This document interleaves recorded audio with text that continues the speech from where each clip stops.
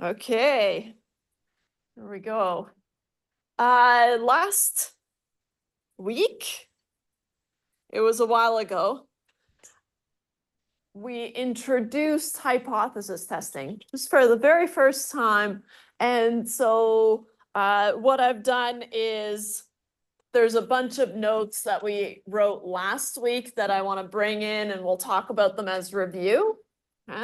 And then we had started an example that we'll obviously finish today and fill in some other key information. And if you're following along, I'll just scroll down here. This is all from last day. Pick up here on Tuesday. Well, here we are. That's today. If you're following along in the slides that are posted, I've crossed a lot of them out.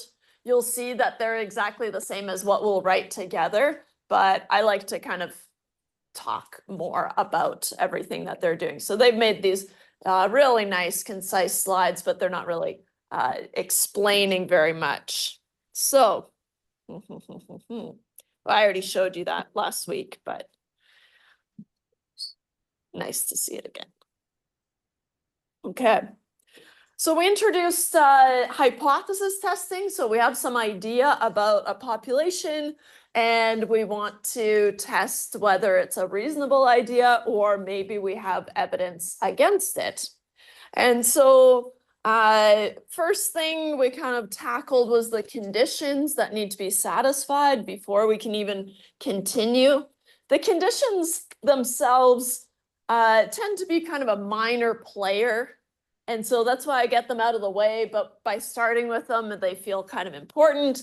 But just as long as you have kind of a good idea that you need to check the conditions and what they might be, then I'm happy. Okay.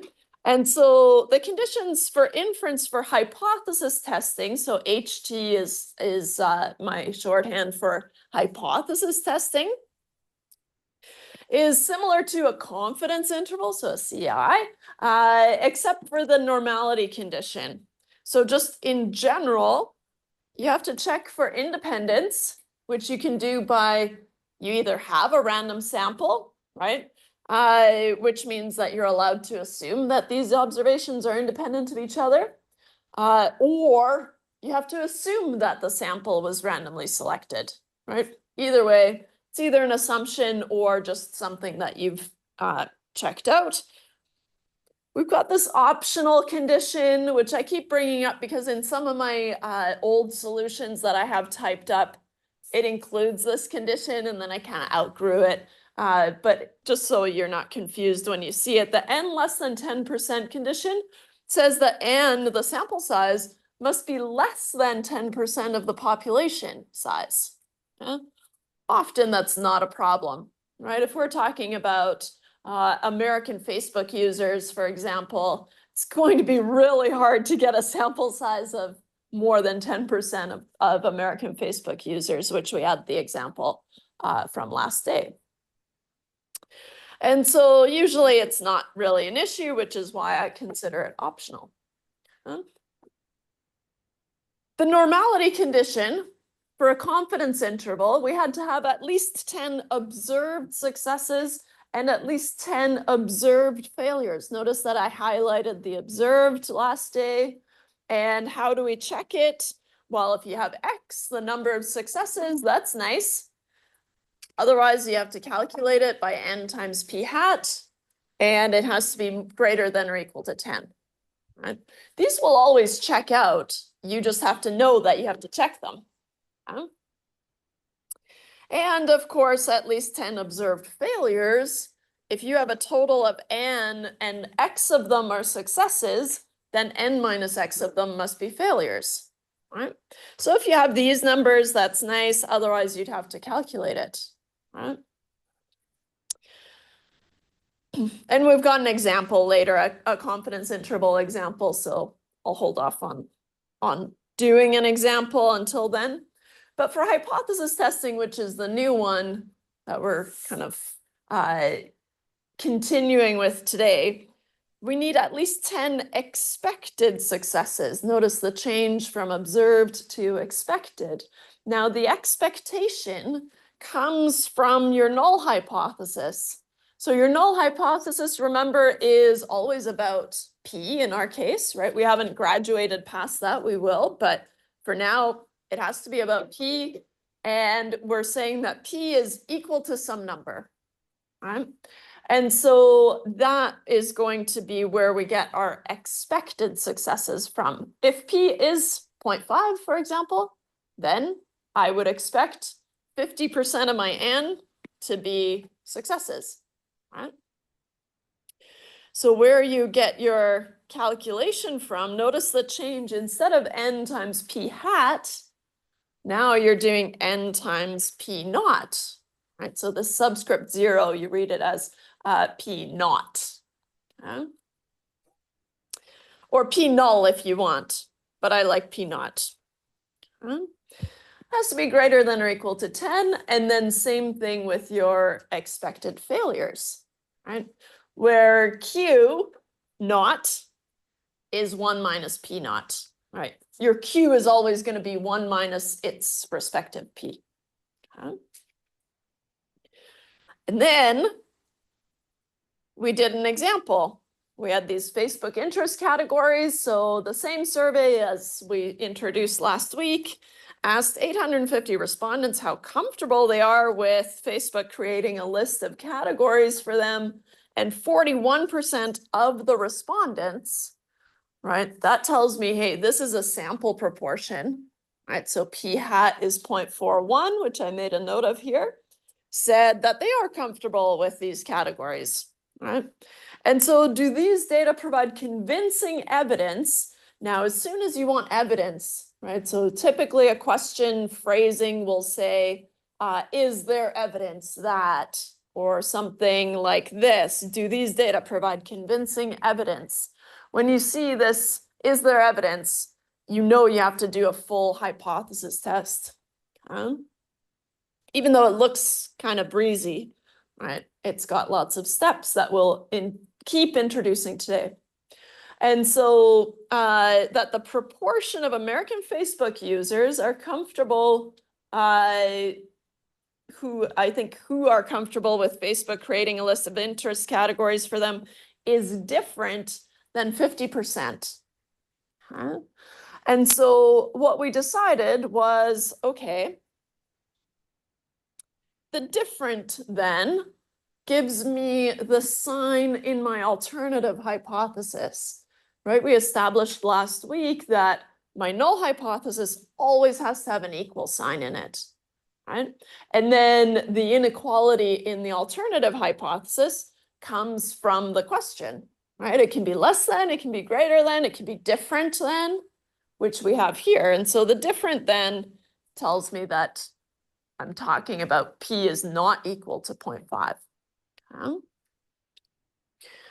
And we also nabbed our P naught, which was 0.5. If we want to know if it's different than 0.5, then how hypothesis testing works is I first have to assume that P is 0.5 until I find that, okay, it's maybe not 0.5 because the probability of that is very small. So your P naught is always the number you want to compare your P hat to.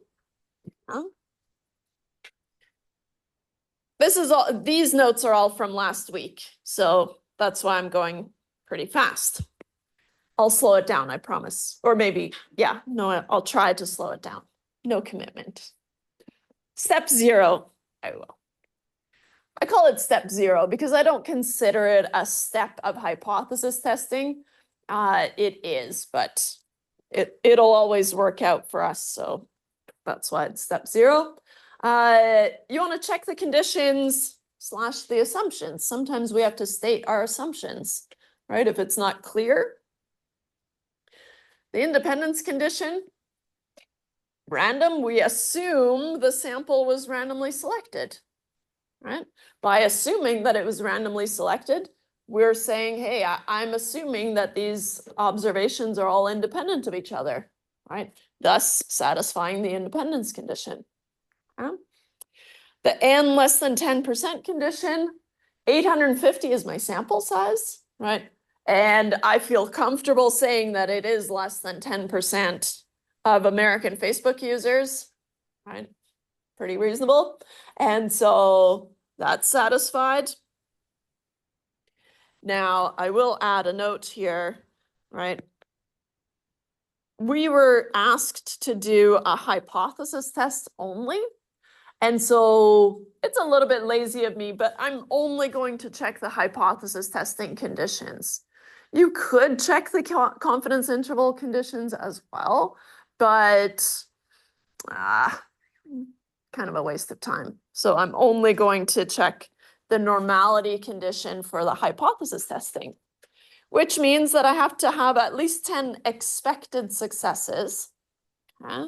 So if P is 0.5, then I expect half of the 850 to be successes and the other half to be failures. Right. 425 is more than 10, great.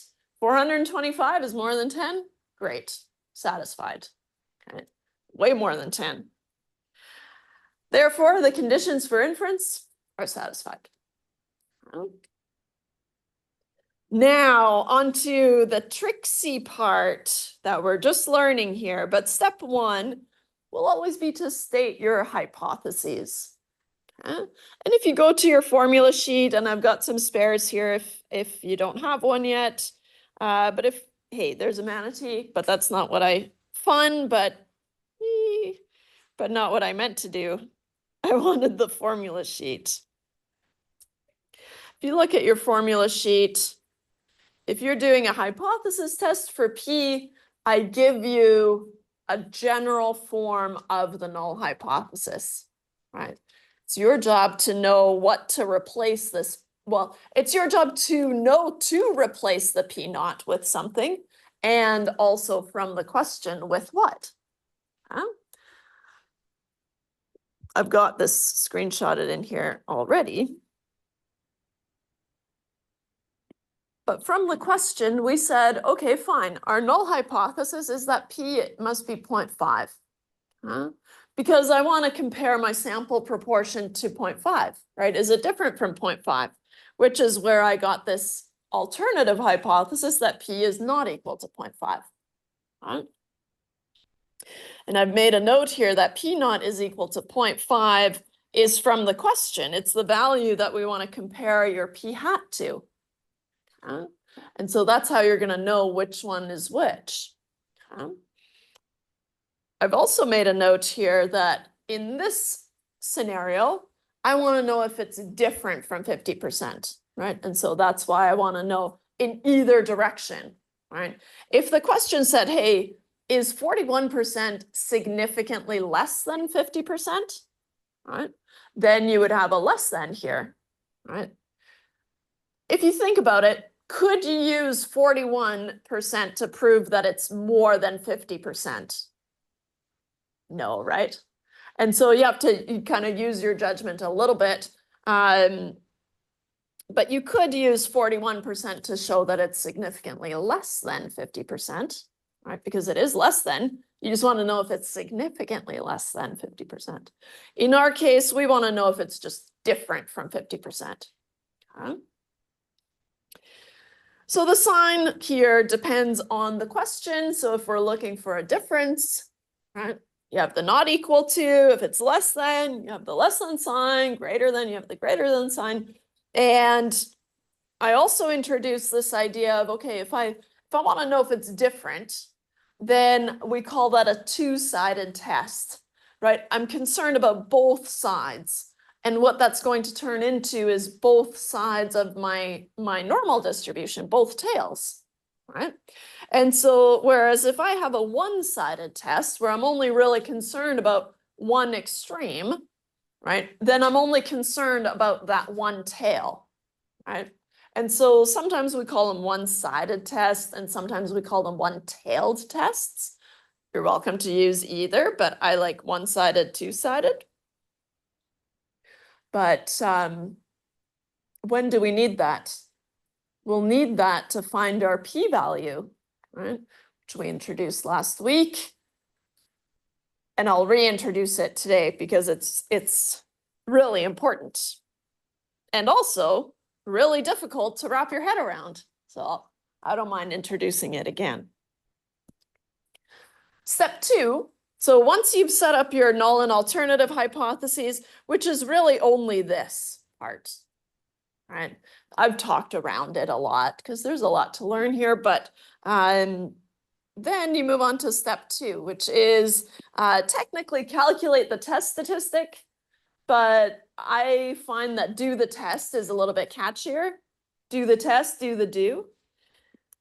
But really what it means is calculate the Z, right? And so on your formula sheet, so this is from your formula sheet, you have your step 1, state your null and alternative hypotheses. Oh, got a hair here.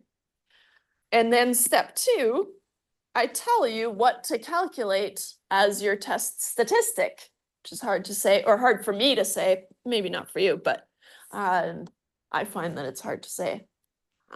What are we calculating? I'm finding how far is my p hat, so my sample proportion, from my hypothesized proportion, right? Taking into account the standard error of my p hat, right? And so it's the standard error has grown up slightly. As soon as we have some hypothesized p naught, then it grows up a little bit and we replace our best guess p hat with p naught instead. Everything else kind of stays the same. But it's on the formula sheet. So what do you see here? This p naught goes down here and kind of implicitly in the q naught as well, right? 1 minus p naught. So you use that number pretty much everywhere now.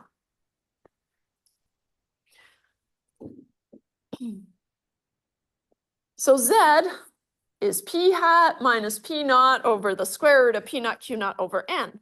The key to hypothesis testing is we do all our hypothesis testing assuming that H naught is true, the null hypothesis.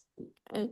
Until we have evidence against it, we assume that it's true, which means that P is P naught. Right? In our case, P can be replaced with 0.5. So we had a null hypothesis that P is equal to 0.5, which means that P naught can be replaced with 0.5 in our example.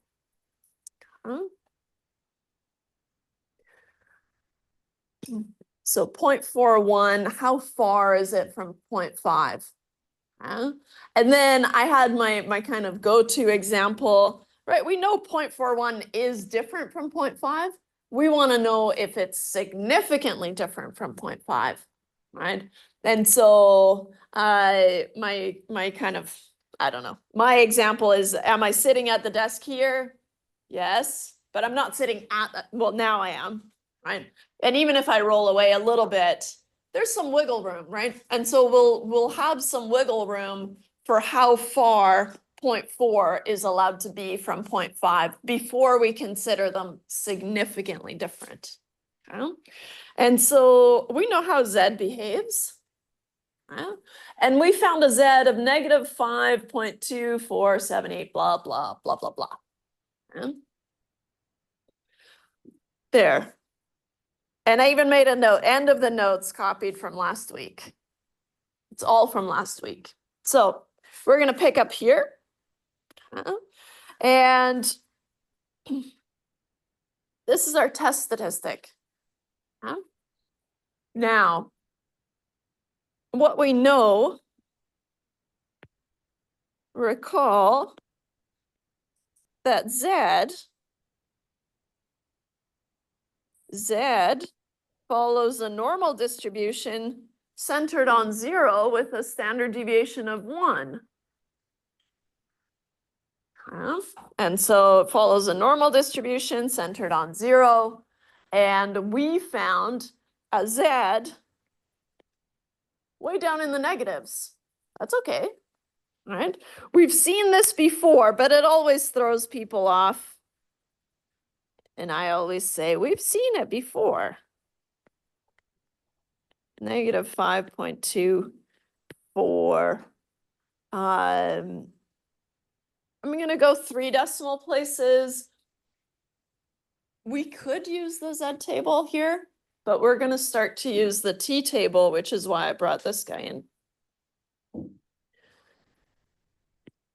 What we could do is our ultimate goal is to find a probability associated with this, right? And so here, bringing us to step 3, find the p-value. I'll remind you what the p-value is.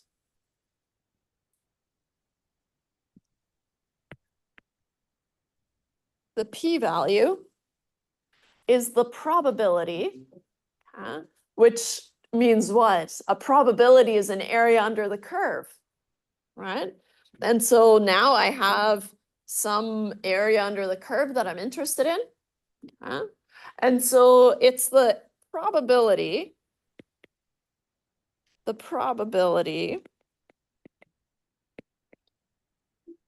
of seeing a statistic as extreme or more extreme than what we saw, assuming the null hypothesis is true.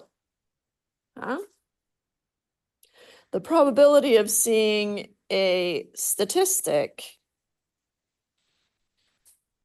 as extreme, maybe I'll say test statistic to emphasize. It can be the p-hat in its original form if you want, or the Z. So that's why I was keeping it vague, but maybe it's more clear if I keep it test statistic. As extreme or more extreme than what we saw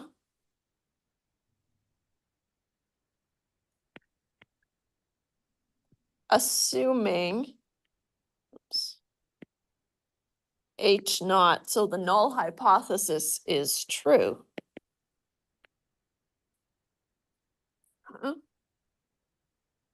Now, I'm going to take us back to our Z calculation here. If H naught is that P is 0.5, assuming that's true, then we find that, okay, the p-hat, the sample proportion of 41% or 0.41 is 5.24786 standard errors below 0.5. That's really far, right? We've already kind of built up this this gut reaction. Okay, any Z beyond 2 standard errors is considered kind of extreme, right? And that's going to translate to evidence against H naught, right? And so we need a more firm guideline, and that's what the p-value does.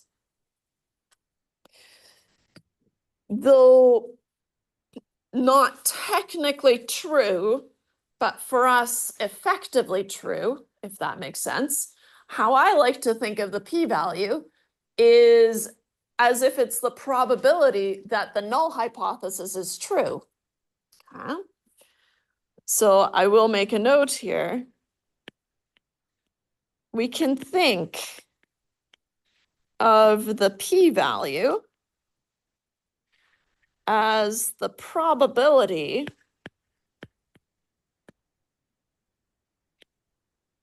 that H naught is true. That's going to help us in our conclusions as well, right? Because if we end up finding a really small probability, right, a really small p-value, then we're going to say, oh, okay, well, if the probability that H naught is true is 0.0001, for example, I don't feel really good about publishing that, right? It's more likely that the alternative hypothesis is true. Okay? And we talked about decision errors last week where we said, hey, there's always a chance that we're wrong, right? And so we recognize that, but we're here to make decisions, right, based off of the data. Okay? And so, like I said, the technical statistician in me can't say this with 100%, but we can think of it, and for us, it's basically going to be true, but we can think of the p-value as the probability that H naught is true, right? And I find that that's a really helpful tool. Okay, so what is the p-value? The probability, right? An area under the curve, let's add that on over here. Area under the curve. Oops. Of seeing a test statistic as extreme or more extreme, which puts us into the tails. Area in the tails, potentially more than 1. So the p-value is really going to be the area in the tail, right? Or potentially both tails. Okay. I'm going to move this down here, save it for later. Before we actually find the p-value for this specific question, I want to outline the 3 different p-values that we can have. Okay? And so we have first option, let's say p is less than p naught, is our alternative hypothesis. And I'm going to do them side by side here. Versus the alternative hypothesis that p is greater than p naught, versus the alternative hypothesis that p is not equal to p naught. We have this scenario. Okay? So notice that I'm building up to the two-sided p-value. Okay? This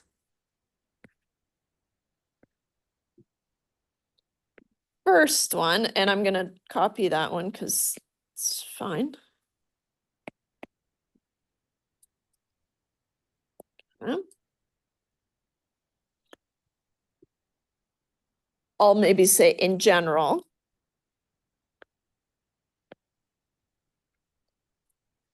If the alternative hypothesis is that p is less than p naught, right? All of these are centered on some p naught, which is going to be a center of 0 for z if you've calculated your test statistic. But what you're going to find is if you're trying to prove that p is actually less than p naught, then your test statistic is going to end up down in the lower tail. And so you're going to have some p hat down here. And this area here is your one-sided p-value.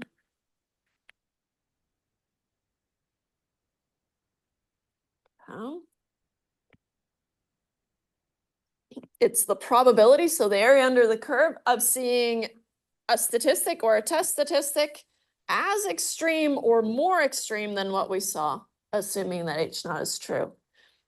And if you only care about it being significantly less than P naught, then you only care about this tail, right? If you want to know if P is significantly greater than P naught in general, then you better hope that you find some statistic that's up in above P naught, right? Like we said, it's really hard to use 41 to prove that it's greater than 0.5 or greater than 50, right? And so you'd want to be above 50 to prove that it's greater than 50. Okay?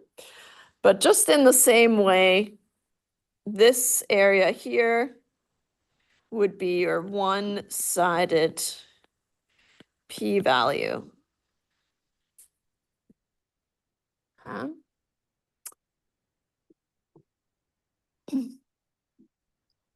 There's a trick to the two-sided test. So we said, hey, if I'm only concerned with one extreme, it's called a one-sided or a one-tailed test.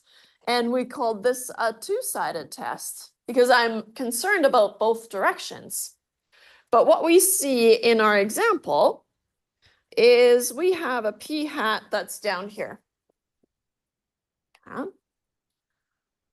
I would be equally concerned if it also happened the same distance up here.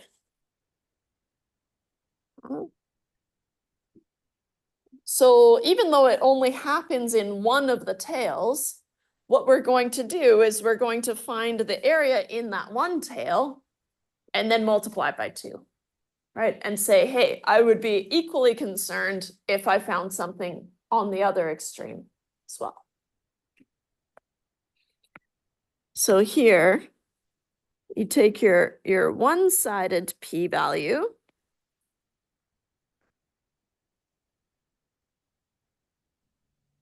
It can be on either side, right? Depending on what happened in your sample. But for a two-sided test,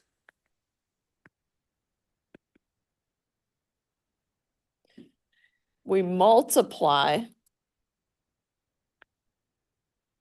the one-sided p-value by 2.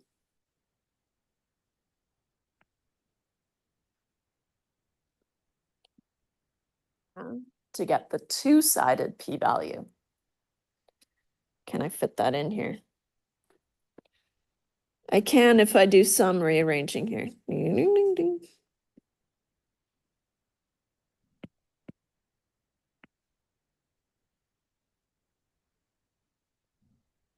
I don't know where this line got stolen from. We multiply, oh, there it is. The one-sided p-value by 2 to get the two-sided p-value. Squeeze it in there.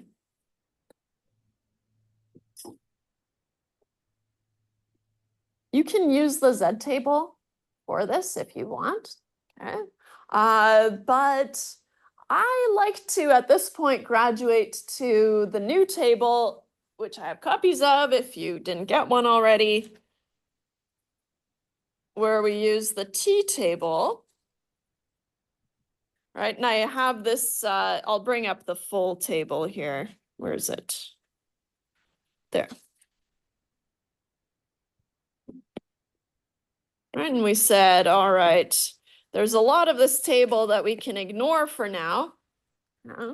But it looks like this up at the top, right? And so the T distribution looks very similar to the Z. In fact, we're going to ignore the T distribution part of it for a little bit longer, right? Until chapter 7. But we introduced, okay, if I have these confidence levels for my confidence intervals, that's where we can grab them from.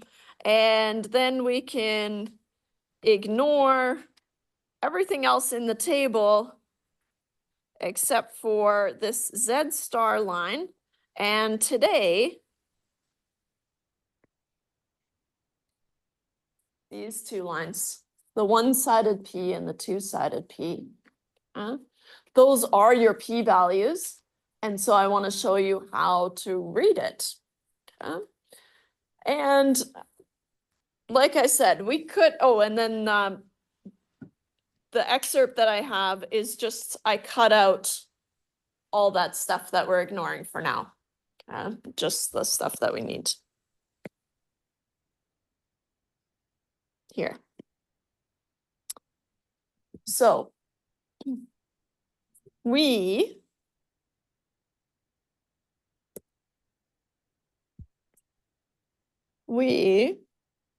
will use the T table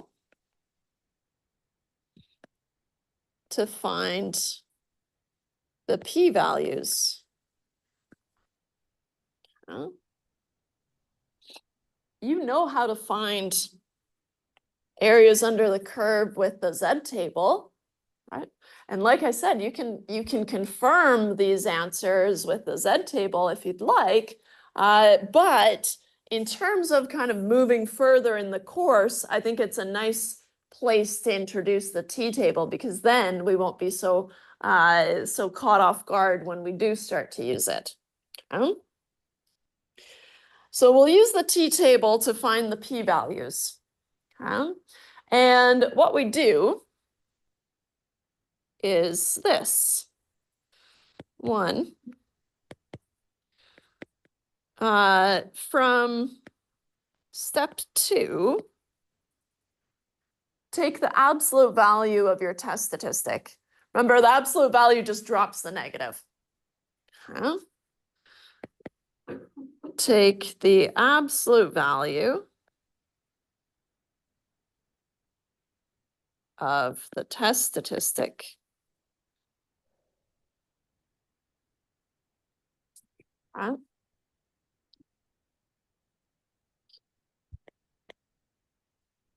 Next thing you're going to do is you're going to place it on the Z star line. And so here, place it on the Z star line. And I'm going to do just a screenshot here, copy and paste it, because I want to highlight something. Notice how the Z star line here starts very close to 0. In fact, the midpoint of Z is 0, right? And so what you can do is you can put a kind of a starting here, 0, 0.674, right? So some values fall between these two values, right? 0.674, 0.841, blah, blah, blah, blah. Notice that they're increasing, right? That means we're moving out further into the tails. And that's going to be the same in the negative direction as well. But by symmetry, we really only need to know what one side looks like, and then we know what the other side looks like as well. So as we move out, ding, ding, ding, ding, we max out at 3.291. But just like Z, from the Z table, this is the same Z, so I shouldn't have said that, but just like before, right, Z goes to positive infinity. So from 3.291, our next stop is going to be infinity. That's okay, right? Once we pass 3.291, the probability is going to be really, really small, right? So we kind of stop caring. We say, oh, it's really small. Great, moving on with our lives, right? And so then having these kind of bookends, I guess, is going to be really helpful in kind of completing the table. They're not on here, but it's nice to imagine them, right? So you place your Z, the absolute value of the Z, on your Z star line. And so you try to place it, where does it fall? Okay. And then you will have something that looks like this, right? In the center of your page, the absolute value of Z equal to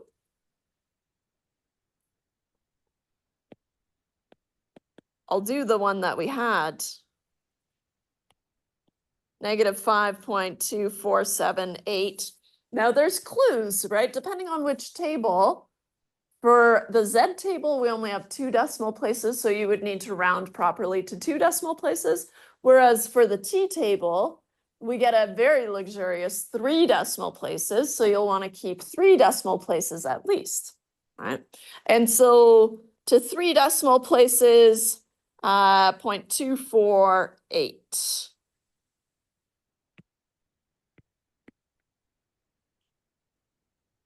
This, in case you need a refresher, is the absolute value.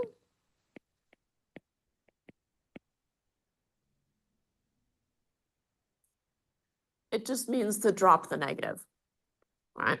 And so you have these bars on, and it just says drop the negative, essentially. And so for us, it'll just mean to drop the negative. Which means that I'm trying to place a Z of 5.248, right, on the Z star line.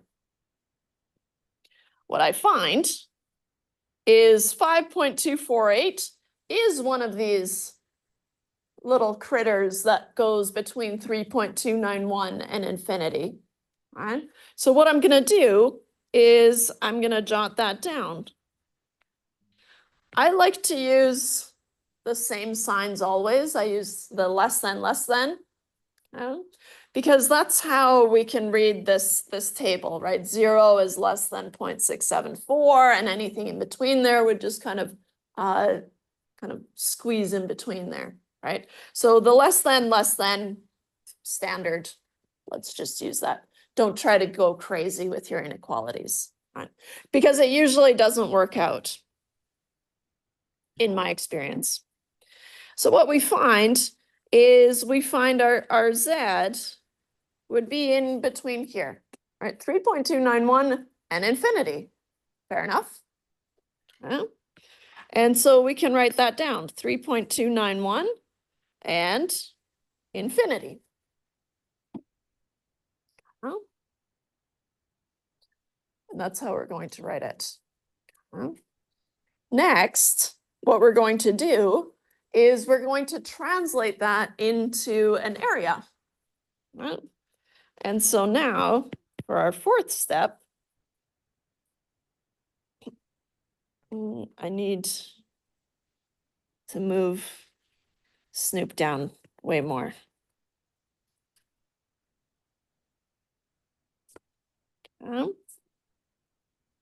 So now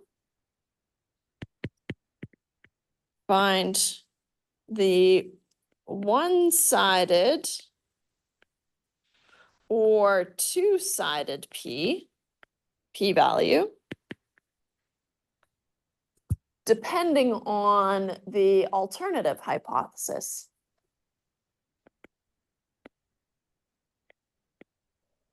Depending on the sign in HA, right, your alternative hypothesis.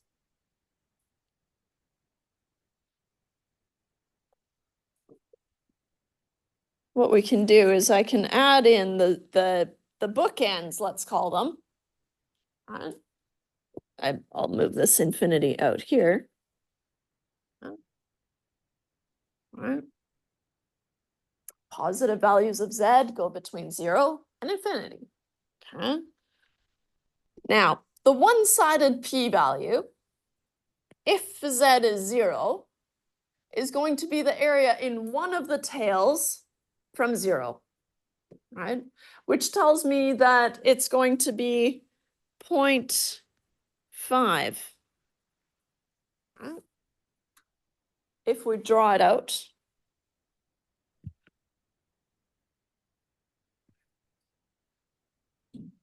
And maybe we weren't ready for this step quite yet. Boy, no.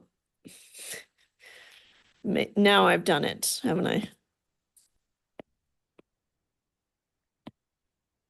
Okay, I can deal with that.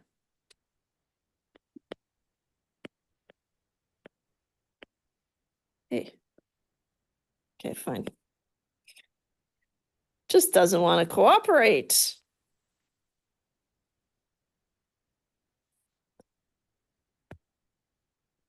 Gonna do a big normal distribution here.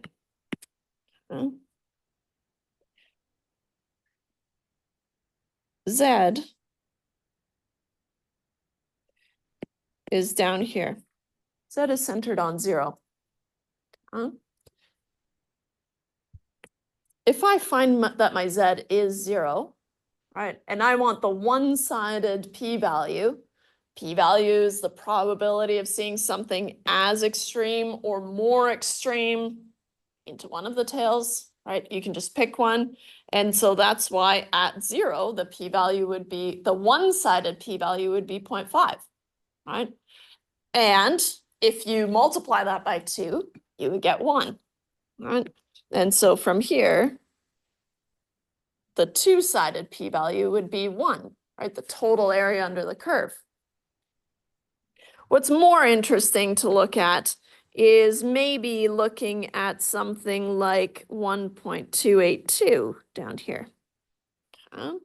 So if we have a Z of 1.282, what it tells me is that the area in one of the tails is 0.1. Now the tail from a positive value of Z is the upper tail.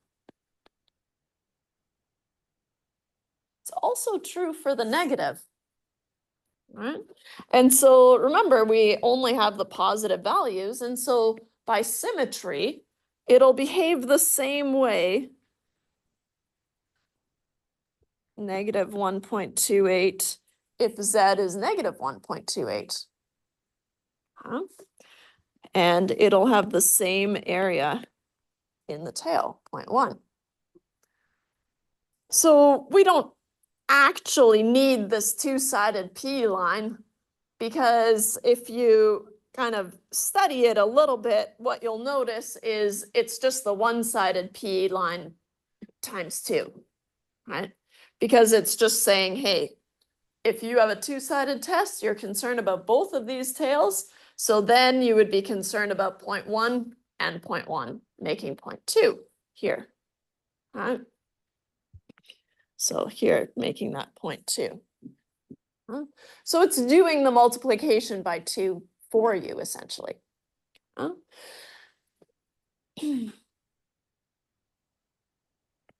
So as you move out, right, let's pick another one. Maybe let's do this little guy here, or maybe I'll circle all of them. If Z is, let's put it out here maybe, 2.807, we're told that the area in one of the tails is 0.0025, really small. And it would be the same from negative 2.807, also 0.0025. So of course, if you add those up, you get 0.005. Or multiply by 2 if you want. Now, the one that throws people off is this guy here. Oops, I shouldn't cover it. At infinity. Here, let's pretend out here is infinity. Obviously, it's probably a little bit further out than that, but I might even move it a little bit closer just so I can show what's going on. And I'll extend these. Remember, those same rules apply. The lines or the curve never closes on the axis, right? There's always a little bit of space, which translates to a little bit of probability, right? Very small, but it exists until you hit infinity. Okay?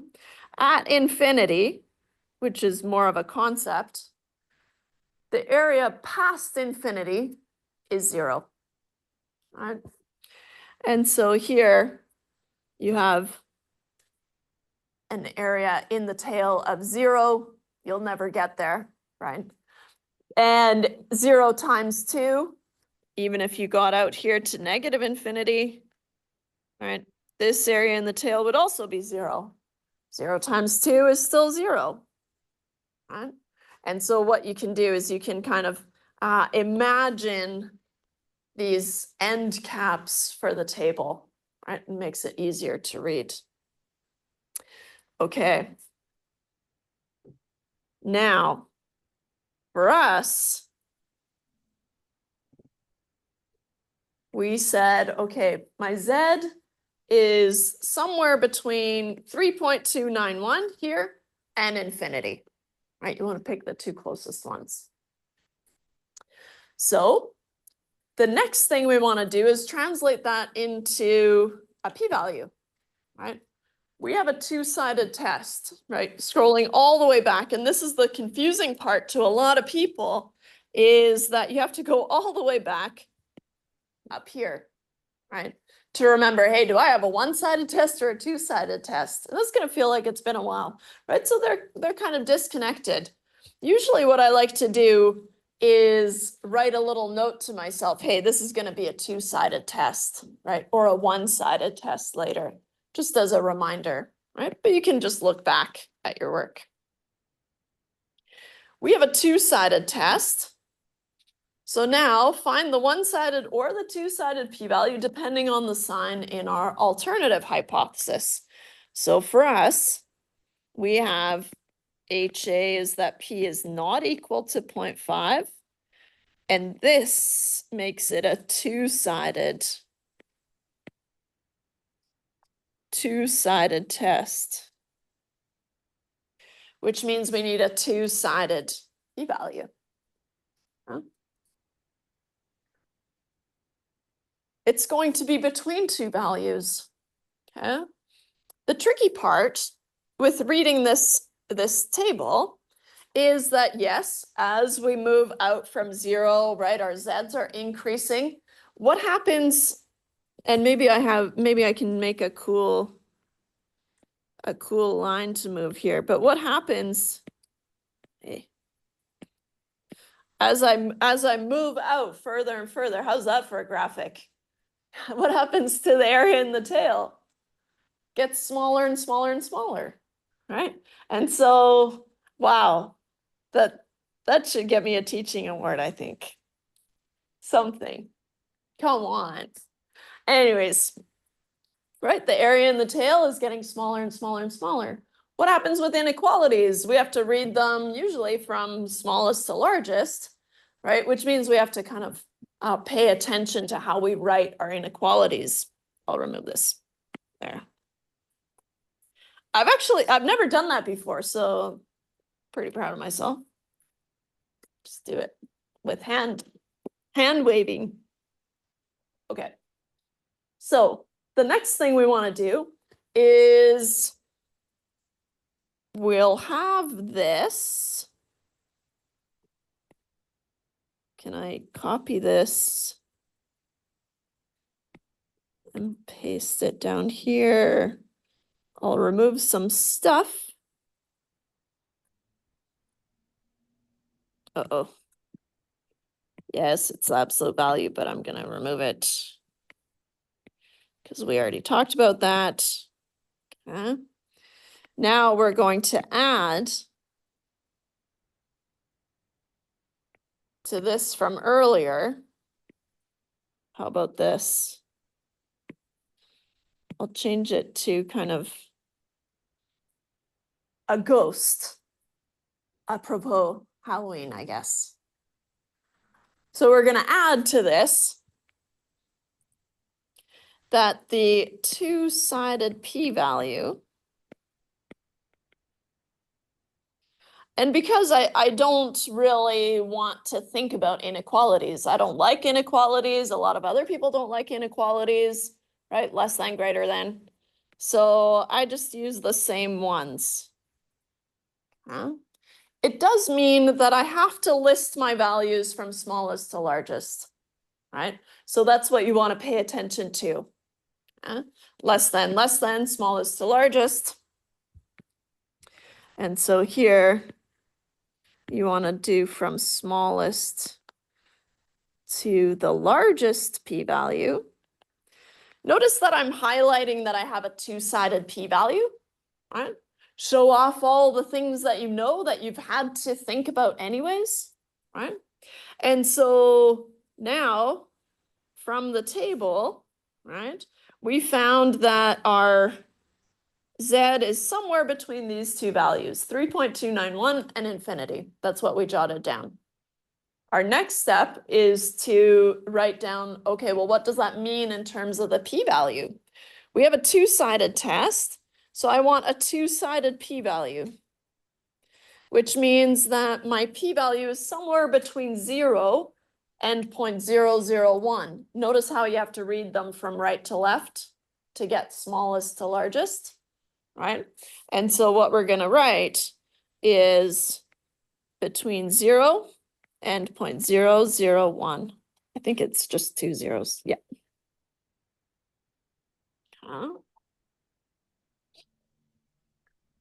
And this is not a step there.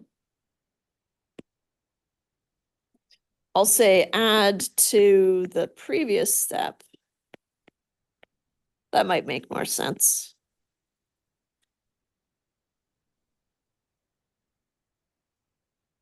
All right. So you're going to tell me where Z falls on your Z star line, and then what does that mean in terms of your p-value, right? Give a range for your p-values. Okay. You can use software for this, all right? Or use Excel, all right? Equals norm.s.dist, I think it is, of your Z, and I think that's all it needs, and true.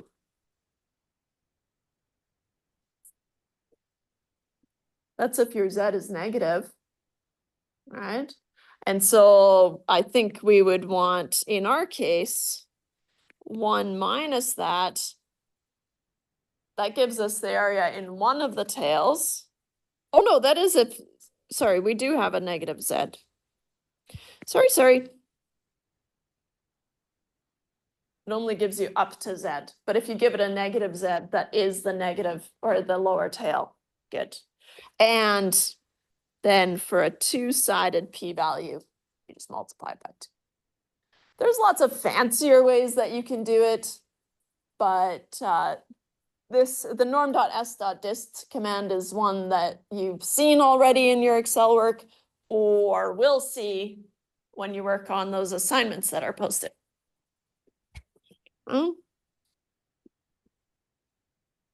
It's really small. I think it's actually like 0.0006 something.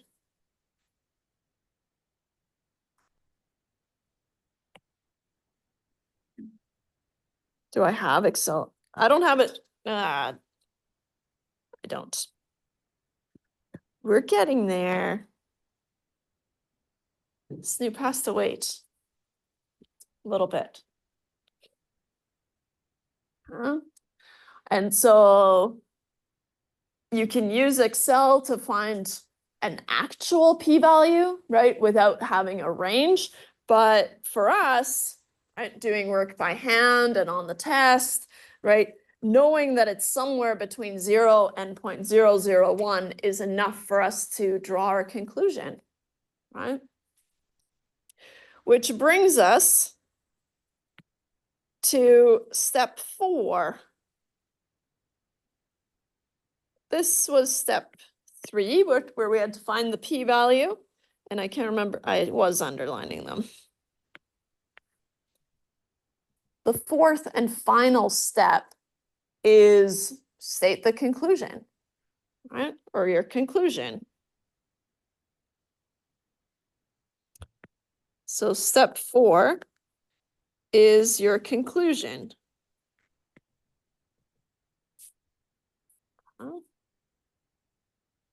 Now, we said that we use the p-value, right? And a nice way to think of the p-value, remember, is that it's the probability that the null hypothesis is true. And if I told you, hey, the probability that that thing is true is somewhere between 0 and 0.001, you would start to feel like, well, then that's probably not true. It can be, right, with a low probability, but it's probably not true, right? I would feel more comfortable saying it was something else, right? And so that's the idea with our conclusion. Now, our conclusion has 3 parts. Has 3 parts. 1, you want to compare your p-value to the alpha level. And maybe I'll use a different color here. 1, compare the p-value to the alpha level. This is in general. 2, state the conclusion in terms of H naught. Remember, we did all our testing assuming H naught was true. And we said last week, okay, well then I either have enough evidence to reject H naught, or I don't have enough evidence to reject H naught, right? Those are your only two options in terms of a conclusion. Right? And so then you're going to state your conclusion in terms of H naught. Oops, H naught.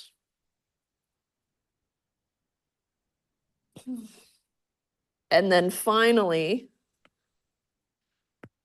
the third part is state the conclusion in terms of the question. Everyone loves to forget this one. There, I've rejected H naught. Are you happy now? Well, what does that mean in terms of the question? And so state the conclusion in terms of the question. Really what I mean is I just want you to reword the question as an answer, right? Reword the question as an answer.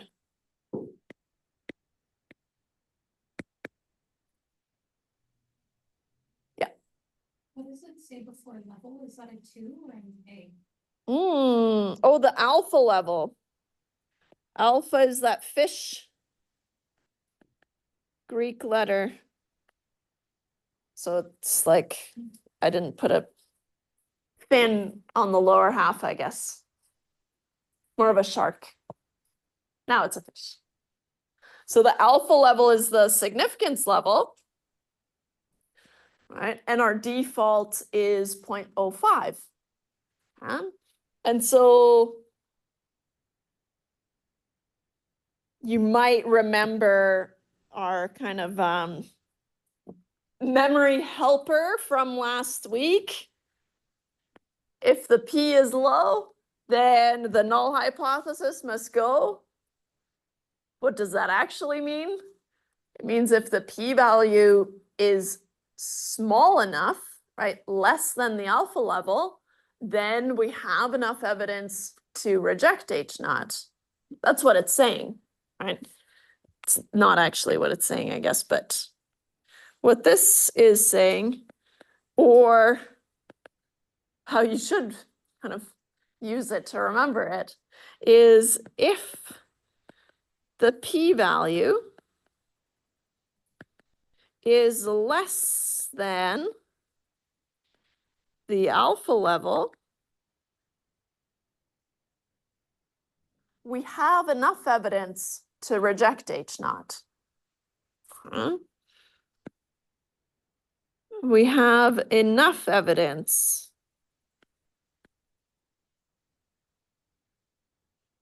to reject H naught. If you're rejecting it, you can say in favor of HA. Okay? But I'll stop there because it's really important to me that you state your conclusion in terms of H naught, right? So I don't want to muddy the waters by introducing HA here, right? You either have enough evidence to reject H naught or you don't. And so this is going to be the first two parts of your conclusion. If the p-value is less than the alpha level, right? So compare the p-value to the alpha level, right? If it's less than that, then we have enough evidence to reject H naught, which is your conclusion in terms of H naught. Okay. The flip side of this is just the negation of it, right? If the p-value is not less than the alpha level, then we do not have enough evidence to reject H naught, right? And those are your only two options.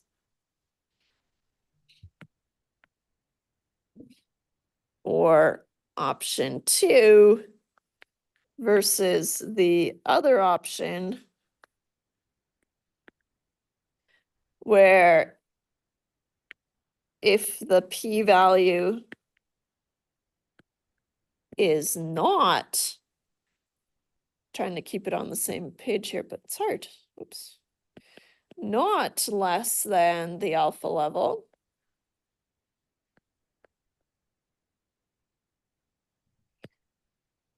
we do not have enough evidence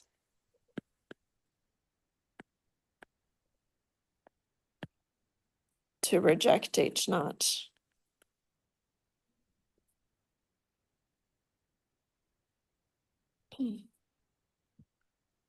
Right. Compare the p-value to the alpha level, and then your conclusion in terms of your null hypothesis. Notice that all I've done is insert not, and then we do not have enough evidence to reject H naught. It's really, really important that you don't do anything funny with this sentence structure, right? You want to keep it exactly like this. And I want you to show off everything that you know. Okay? So once we have a p-value, then you can say what it is, right? So since our p-value, and because I know it's a two-sided p-value, I may as well throw that in there as well. Since our two-sided p-value is between 0 and 0.001, right? It is less than our default alpha level of 0.05. I'll write that down here first.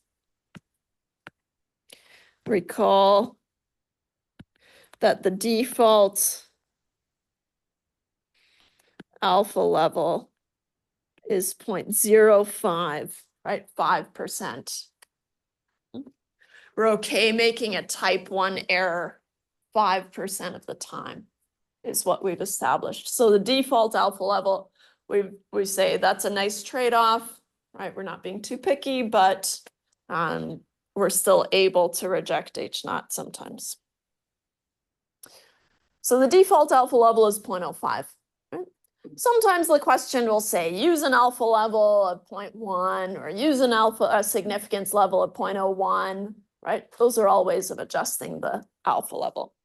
But if it doesn't say, you use 0.05. So for our conclusion, since our two-sided p-value,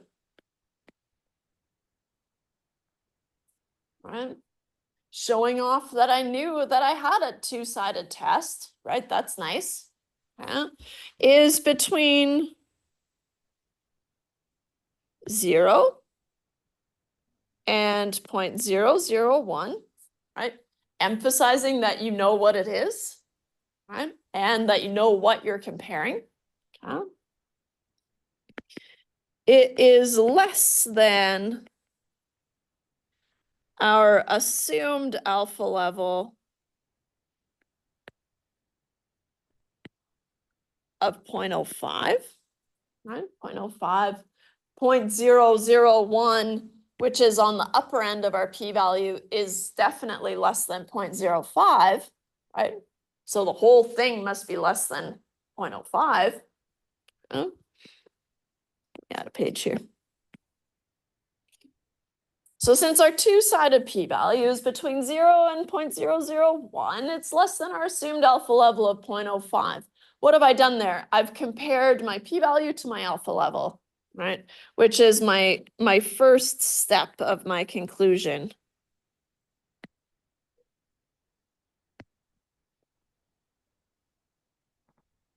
And it's going to be kind of a long run-on sentence, I guess. Or it always is. It is less than the alpha level, right? If the p is low, then the null hypothesis must go, right? And so what does that mean? We have enough evidence to reject H naught. So since our p-value is less than our alpha level, I'll say so we have enough evidence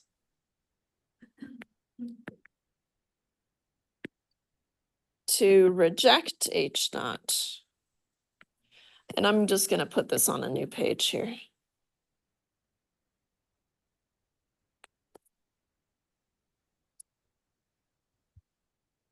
And if you want, if you're rejecting H naught,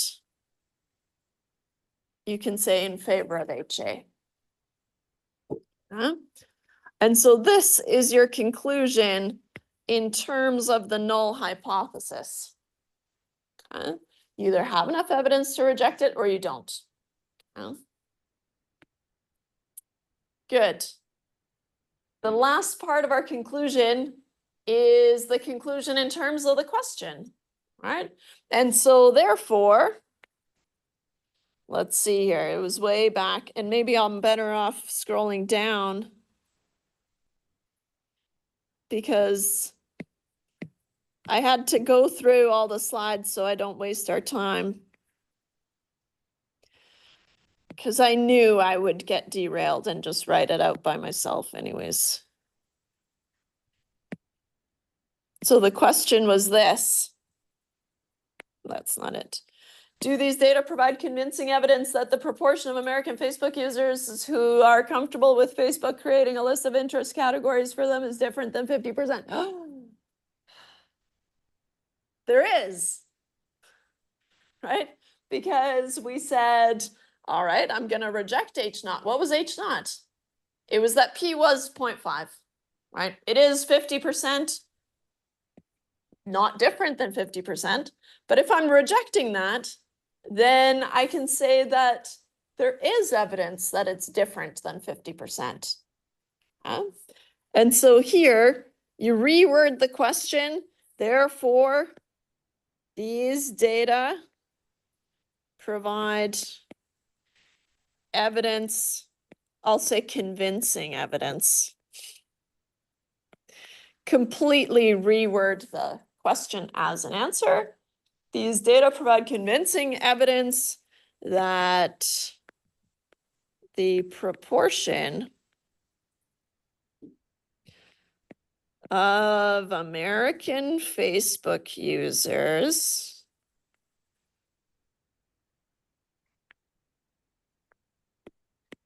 who are comfortable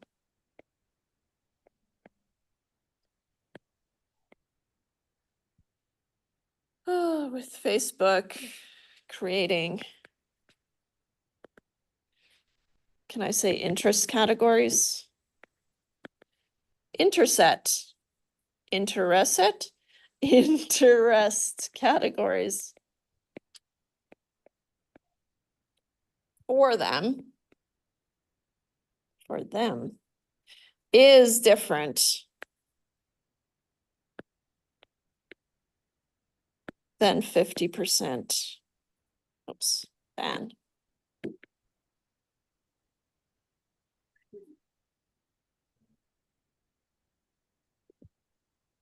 This is just the question reworded as an answer, which is really tedious, but not hard, right? Just kind of grab the question, answer the question, right? And so the p-value is one of those things where even a few weeks from now, if I start talking about the p-value, it might feel like, oh yeah, that's something I should know about, and might still not really completely grasp. Totally fine, okay? But one of the things that I find really helpful is, so this is the end of the question, I guess. End of our hypothesis testing question. Yeah. So the 41% can have to be in the. No, that's just the these data. That's where the 41% came from. So we've used the 41, but then we said these data provide convincing evidence against it. Nice. So here, and I guess that's the end of the question, but our null hypothesis was that P was 0.50. And our alternative hypothesis was that P was not 0.50, something other than that.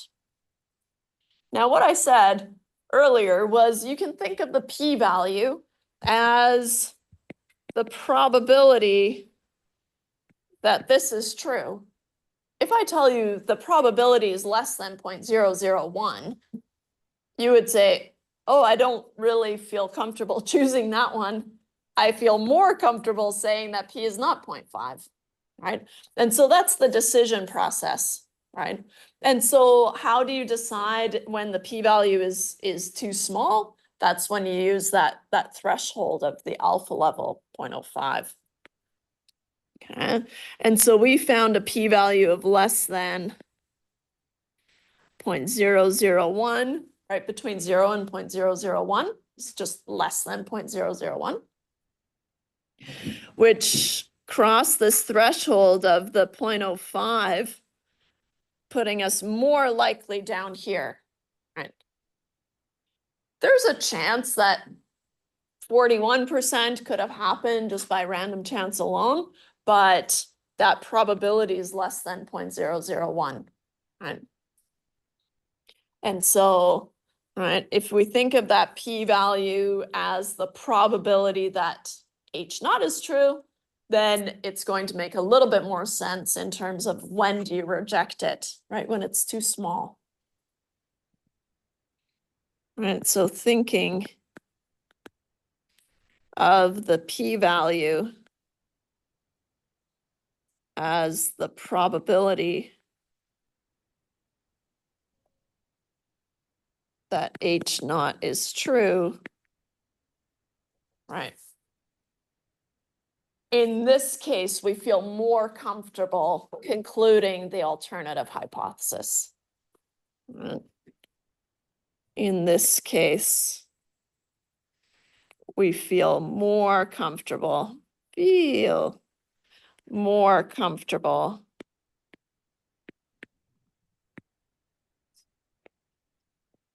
concluding HA might be true.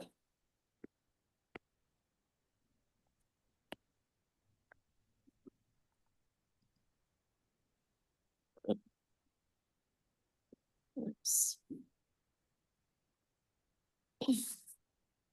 Uh-oh. Good thing I scratched out a bunch of slides because we already did them. So here, I'll do this one again. So all of these, we did them together. They've just got them typed up nicely, I guess, but blah, blah, blah, blah, blah, blah, blah, blah, blah, blah, blah, blah, blah.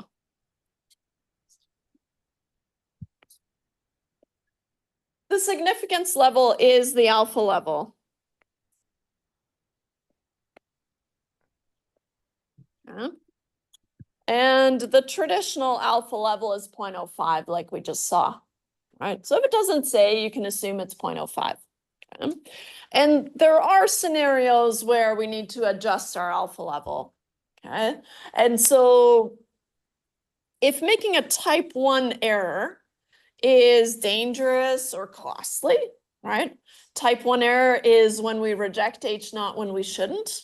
Okay, then what do you want to do? You want to make it harder to reject H naught, which means bumping this alpha level to be even smaller, right? 0.01, for example. Whereas if a type 2 error, remember, type 2 error is when we fail to reject H naught, but it should have been rejected. That can happen, right? Usually the problem there is just the sample size. You have too small of a sample to detect anything. But if a type 2 error is just considered more dangerous or more costly, then you would choose a higher significance level, right? Making it easier to reject H naught, right? Why is it easier to reject H naught at a 0.1 versus a 0.05? I'll do a little tiny sketch here. Z is centered on 0. And if I force a default alpha level of 0.05, we'll just consider one tail, right? Versus an alpha level, oops, I'll put it up here. Alpha of 0.01, that's smaller, right? And then if I have an alpha level, oops, I'm running out of room here, an alpha of 0.10, right? In order to reject H naught, I just need to cross this line, right? And so depending on my alpha level, right, if this line is nice and close to my middle, right, then that makes it easy to reject H naught, right? And then 0.05, a little bit harder. And then if I make it even smaller, 0.01, I'm going to need a lot of evidence in order to reject H naught, right? And so I need to cross this threshold depending on what my alpha level is in order to reject H naught. Okay? And so here I would reject H naught. And similarly for the other two as well, right? So you need to cross that threshold before you're able to reject H naught. Okay? That's also called the critical value approach, where we could say, hey, if I force my area in the tail to be 0.05, then what Z would I need to cross in order to make that happen? Right? Does the same thing. I like to focus on just the p-value approach for now, okay? But it is a way that you can think about it if you want to. We've already talked a lot about one-sided and two-sided hypothesis tests, right? So depending on the question, we wanted to know if there was a difference, or sometimes we want to know if it's less than 0.5, or a really common question is there a majority, right? A majority is more than 0.5, right? And so, but one thing I do want to make a note of here is that two-sided tests, if you're ever unsure, right, then your default should be a two-sided test, right? It's going to be the safest thing to do. It makes it harder to reject H naught, but it also makes it less likely that you're going to make a type 1 error, right? And so your default, so for this reason, your default is a two-sided test. You'll have lots of questions with one-sided tests, right? Just for practice reading is it less than or greater than, right? Or is there a difference between these two things, okay? But in real life, you should just be using a two-sided test, even if you're only concerned about one extreme, okay? Just because it's safer, right? And so the default is going to be a two-sided test. And if you, on the test, if you're, sorry, test 2, I should call it, so many tests floating around, right? But on test 2 and on the final exam, if you're reading the question and you're thinking, man, I have no idea what she wants here, then I'm happier if you say, hey, I don't know, but I'm going to use a two-sided test because that's my default. That makes me happy, right? So that's good. Okay. Nice. That's the end of chapter 5.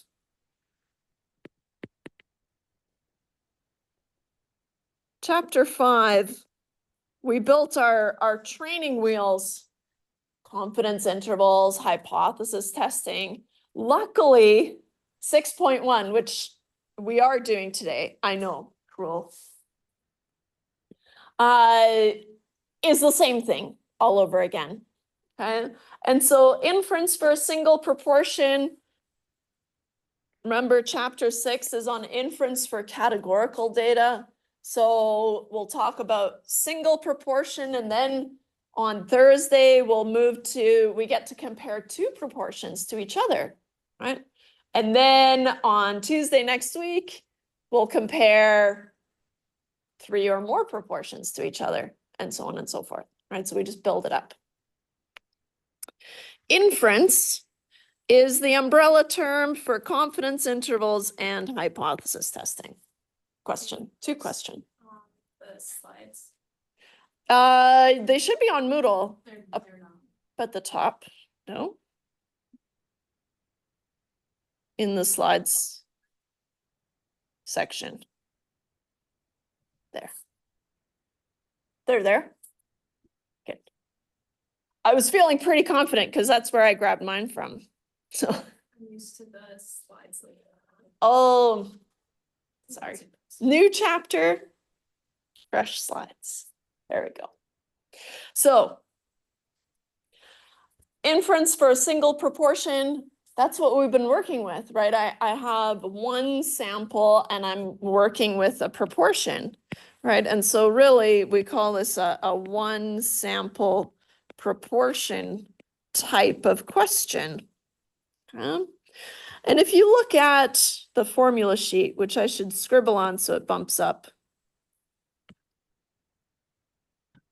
Maybe I shouldn't have scribbled there, but in the one sample proportion section of the formula sheet,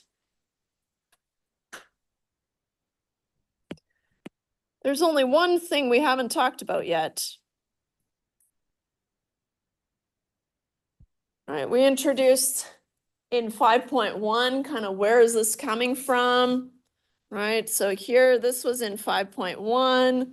And then in 5.2, we talked about, okay, what does the confidence interval look like? And then the hypothesis test, kind of spanning multiple days, 5.3, right? That's a big mumba jumba. And the only new thing that we need to cover today is what we call a sample size calculation. And so it's the only new thing that we're introducing in 6.1. Everything else we've seen before. Okay. Because, okay, I'll read through this speedily. The scenario that we're going to be talking about a lot is like this. So two scientists want to know if a certain drug is effective against high blood pressure. I read that weird, but you'll endure. The first scientist wants to give the drug to 1,000 people with high blood pressure and see how many of them experience lower blood pressure levels.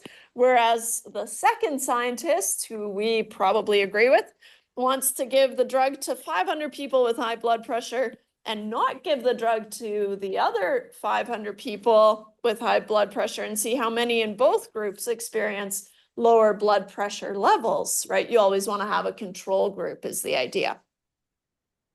Which is the better way to test the drug? Well, you should split it up so that you have a control group. Yeah? Now, kind of convoluted here, but the GSS, which is a big, I think it's the General Social Survey in the States. So it's a big survey, asks the same question, right?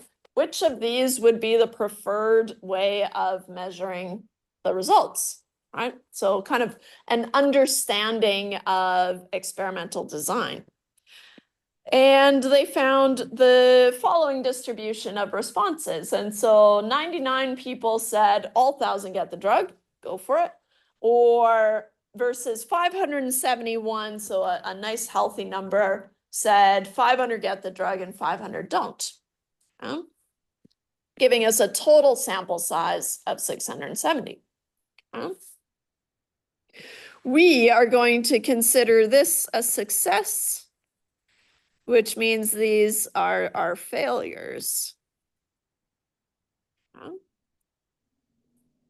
And this is our N. Right. So our success is denoted by a capital X, and our failures, our number of failures is N minus X,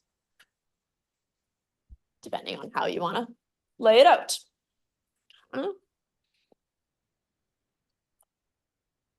So we want to, or we would like to estimate the proportion of all Americans. Okay, so the General Social Survey does a random sample of Americans, but now we want to talk about all Americans. who have good intuition about experimental design, that is, would answer 500 get the drug and 500 don't. What are the parameter of interest and the point estimate? The parameter is the population of interest, right? And so it's the proportion of all Americans who have good intuition about experimental design. P is a population proportion. The point estimate is our best guess, right? And so it's the proportion of sampled Americans who have good intuition about experimental design, which we found P hat in this case was 571 over the, what was the total? 670.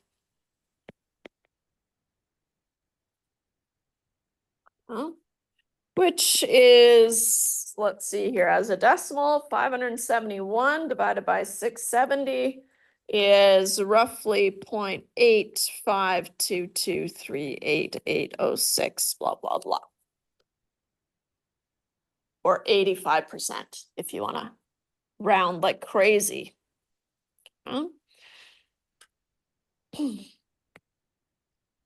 What percent of all Americans have good intuition about experimental design? That is, that they would answer 500 get the drug and 500 don't.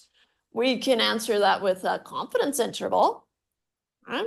And so if we want to know the percentage, right, we can answer that with a confidence interval, which has the general form of the point estimate, which is our p hat in this case, plus minus the margin of error. Right? We've called it the margin of error before, but it's going to become a major player in our sample size calculations. Our margin of error is, in this case, Z star times the standard error of p hat.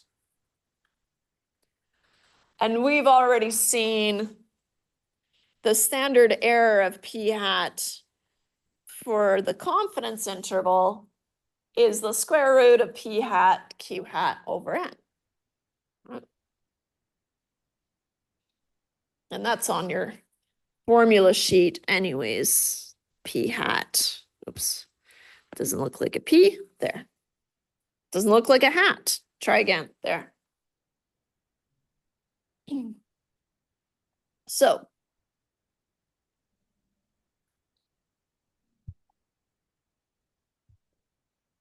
we can have a question like this. So the GSS found that 571 out of 670, let's just use the rounded 85%, of Americans answered the question on experimental design correctly. Estimate using a 95% confidence interval the proportion of all Americans who have good intuition about experimental design. And I'm going to add, in the interest of time, assume the conditions for inference are satisfied.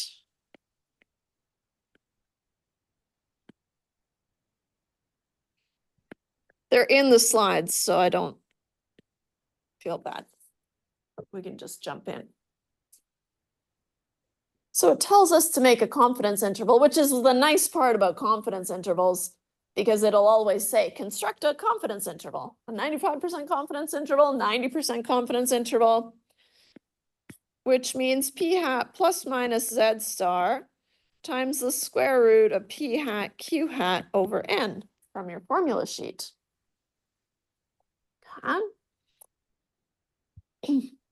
Let's use this rounded value. P hat is 0.85. We have the successes over the n, 571 over 670, but for simplicity, let's use the rounded value. Which means 0.85 plus minus 95% confidence interval. You might remember Z star is 1.96 for a 95% confidence interval. Or if you don't, that's okay, right? What do? You go on your t-table and you find your 95% confidence level. And your Z star is going to be 1.96, right? Almost 2. But I want you to use the table from here on out. 1.960 times the square root of 0.85 times 1 minus 0.85, which is 0.15, divided by, 670. The n is always the total sample size.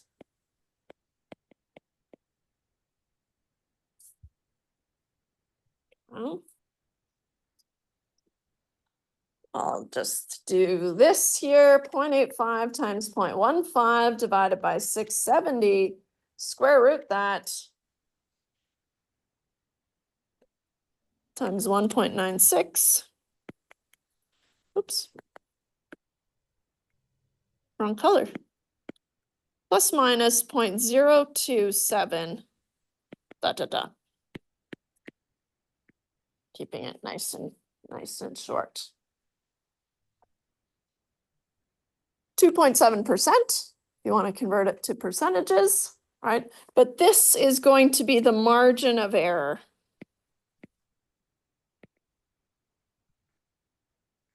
Right, the margin of error is your Z star times your standard error. So it's the whole plus minus chunk. Now this interval, 0.85 minus 0.027,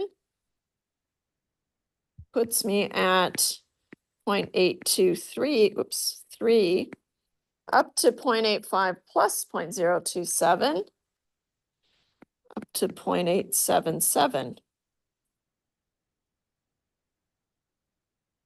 We've made a confidence interval, so we need to interpret it, right? We use that standard blurb. We are 95% confident the interval from 0.823 to 0.877 captures, that's a keyword, captures what? Whatever you were asked to make an interval of, right? Captures the proportion of all Americans who have good intuition about experimental design. Captures the proportion of all Americans who have good intuition about experimental design.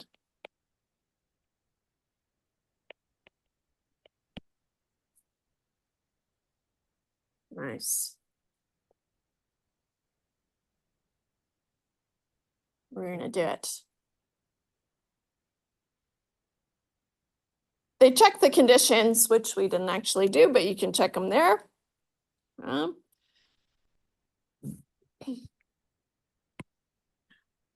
many people should you sample in order to cut the margin of error of a 95% confidence interval down to 1%?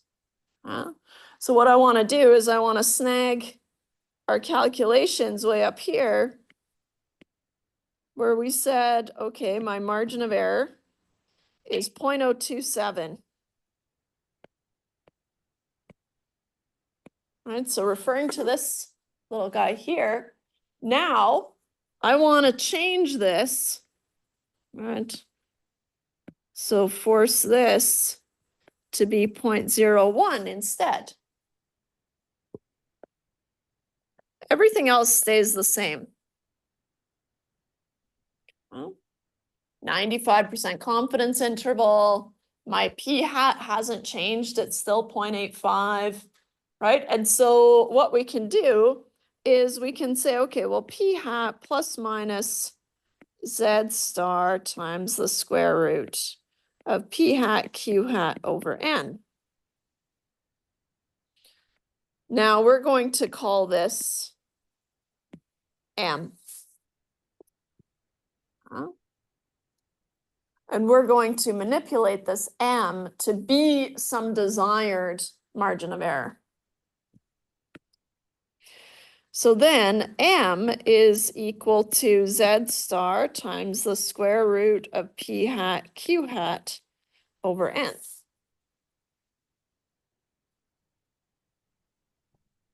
I'll say therefore. Huh? So if I want to force this margin of error, right, down to 0.01, I can change this M to 0.01. Huh? And I want to find how many people should you sample, which means what N do you need, right? Which means you're solving for this N, right? Z star stays the same because it's the same confidence level, right? 95%.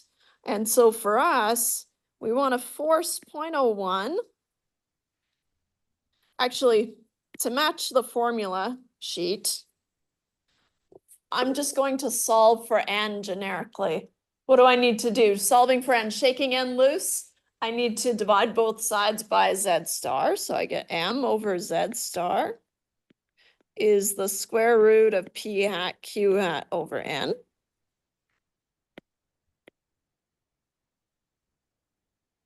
Then I need to square both sides. So I get M over Z star squared must be P hat Q hat over N.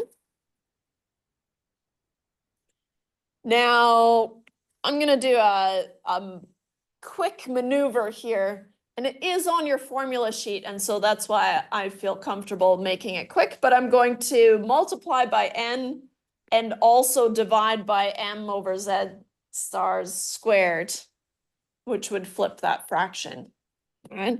And so I get N must be Z star over M squared times P hat Q hat.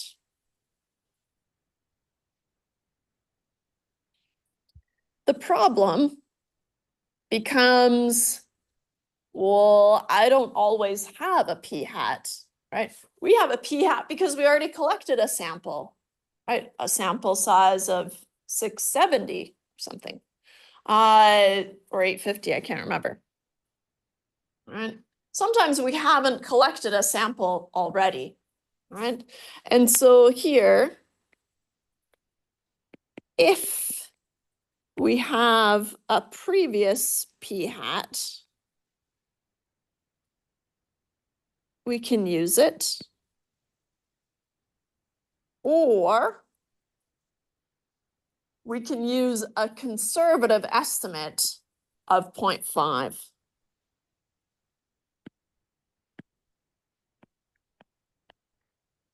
A conservative estimate of 0.5. So because it's not always P hat, right? We denote it with a P star instead. So on your formula sheet, for the sample size calculation,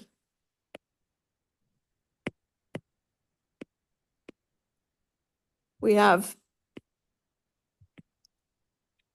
Z star over M all squared times P star Q star, right? And so that's because we don't always have a P hat, right? So P star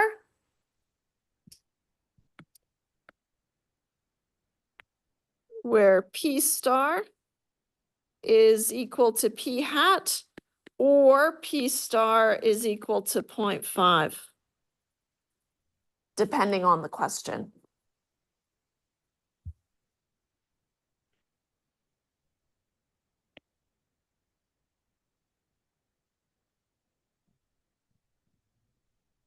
Now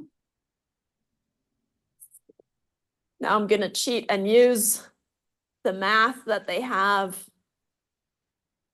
on the slide for once.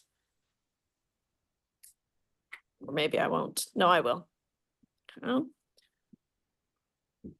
So in this case, we have a P hat. Okay.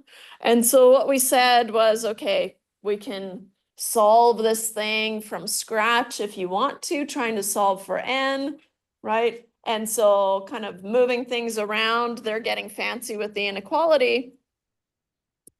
But one thing that I want to point out here is that we cannot sample 0.04 of a person, right? Which means that we always have to round up. Otherwise, our margin of error will be slightly too large and not satisfy what we wanted to do in the first place, right? And so when solving for n,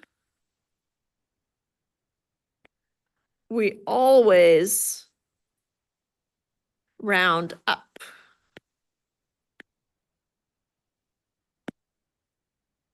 Right? And so that's why instead of rounding properly to 4,898 even, right? I need to take care of these 0.04 that I would need to force my margin of error to be 0.01. And so my n should be at least 4,899, right?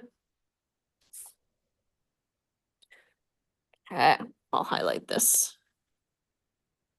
What if there isn't a previous study? Well, like we said, if you don't know any better, then 50-50 is a good guess, right? And in fact, it'll give you the largest possible value of n.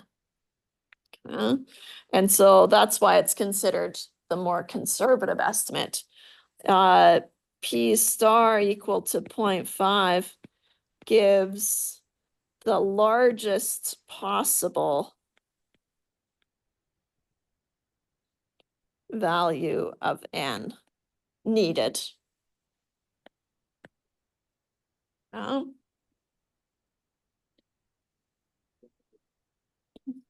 So sometimes if we don't have a previous study, then you can use 0.5.